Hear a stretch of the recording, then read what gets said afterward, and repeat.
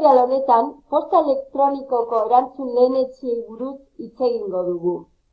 Zer dira erantzun lehenetxiak? Bada, aldez aurretik idatzita ditugun eta edozein unetan bidaltzeko prest ditugun mezuak. Askotan gertatzen zaigu, bada, mezu bat jaso eta berehala begiratuko dut eta albezain laster idatziko dizut. Mota horretako mezuak, egunean zehar behin baino gehiagotan behar izaten ditugu. Bada, aldez aurretik idatzita baldin baditugu, denbora aurreztuko dugu bidaltzerakoan. Beraz, orain ikasiko dugu, posta elektronikoan erantzun lehenetsi horiek nola aktibatzen diren, nola idazten diren eta azkenik nola bidaltzen diren. Oso modu erratzean egin liteke hori.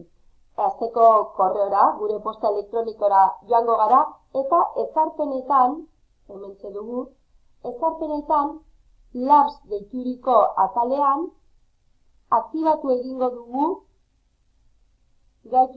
dugu erantzun lehenetsiak delako hau. Beraz, desgaituta dagoela ikusten dugu, gaitu egingo dugu. Ikusten dugun bezala azalpenetan esaten du, benetan alferrak direnentzako posta elektronikoa. Gorde eta gero zure mezu arruntak idatzi inprimakiaren alboan klik egin.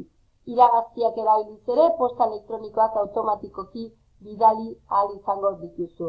Badagu, lehenengo zati horrekin geratuko gara. Mezuak idatziko ditugu prest izateko eta edozein unetan behin eta berriz idazteko. Horretarako gaitu egingo dugu. Ezarpenetatik irten aurretik aldaketak gordeko ditugu. Behin erantzun lehenetsiak aktibatuta, mezu bat idatziko dugu.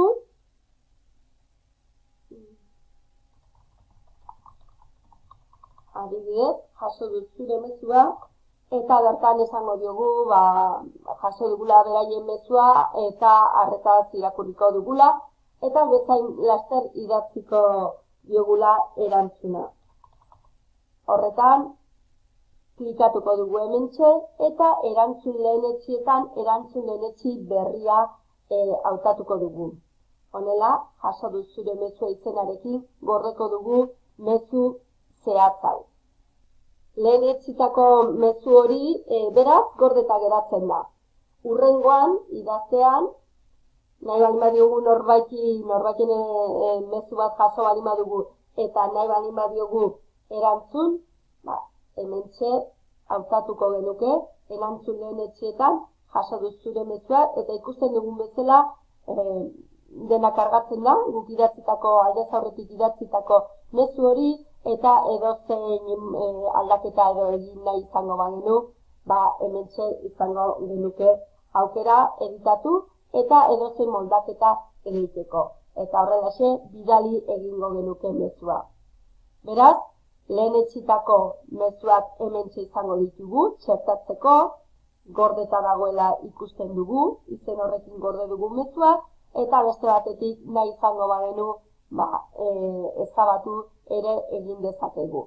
Horrela, ikusten dugu zein izango litzateken dinamika. Beste erantzun lehenetsi bat idazteko, lehenik eta behin, idatzi egingo genuke mezua, esan nahi duguna adierazi, eta erantzun lehenetsiei eman, gorde, emateko erantzun lehenetsi berria emango genioke, eta hemen, mila esker. Esker mezu bat emateko adibidez. Eta horixe ikusten duzue dinamika oso erraza dela. Hasieran esan bezala, bideo tutorial honetan ikasi dugu gure posta elektronikoan erantzun lehenetsi bat nola aktibatzen den, erantzun lehenetsiak nola idazten diren, eta erantzun lehenetsiak nola bidaltzen diren. Modu politia izan diteke, denbora aurrezteko. Hoxe izan da guztia, espero dugu baliagarria izatea. Eskerrik asko!